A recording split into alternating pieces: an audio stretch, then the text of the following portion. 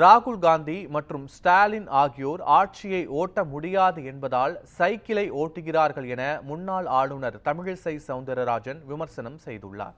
சென்னையில் செய்தியாளர்களிடம் அவர் பேசியவற்றை super bytes பகுதியில் காணலாம். இல்லை, நான் நேற்று அதுக்கு பதில் சொல்லிட்டேன்னு. இவங்க வேற எதையும் ஓட்ட முடியாது, ஆட்சியை ஓட்ட முடியாது ரெண்டு பேரும் சேர்ந்து. ஆனால் சைக்கிளாவது ஓட்டுவோம் அப்படின்னு சொல்லி அவங்க முடிவு பண்ணியிருப்பாங்க போல இருக்குது. அதனால ஒரு தடவை ஓட்டினாலே தாங்க முடியல. இதில் வேற ராகுல் காந்தி இப்போ தான் டாக்ஸியில் போகிறாரு.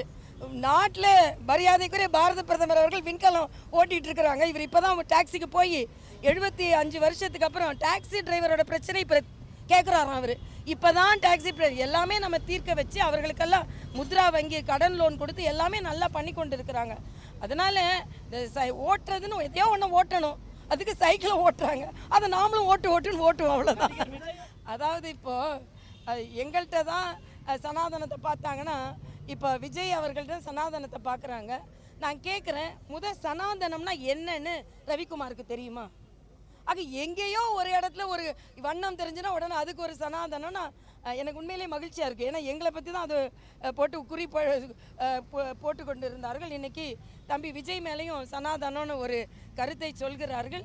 ஆக சனாதனம் என்றால் என்ன என்றே ரவிக்குமாருக்கு தெரியவில்லை என்பதை இன்று பட்டவர்த்தனமாக ஒரு ஒப்புக்கொண்டு இருக்கிறார் என்பது தான் எனது கருத்து.